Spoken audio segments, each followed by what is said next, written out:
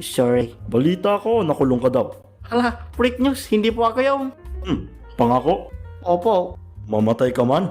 Opo. Kahit maubusan ng alak? Ako po yun. Nakulong pa ako last week.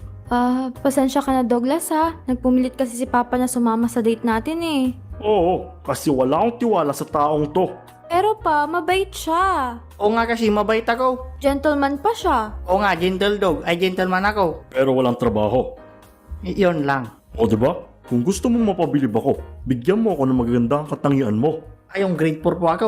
Nung sumali po ako ng singing contest sa school, kinanta ko po yung kanta ni Ele. Kilala niyo po si Ele? Nakalimutan ko na kasi yung title noon. Basta para siyang ganito. Kamo-kamo si... Jello Division Potek Jello Division Jello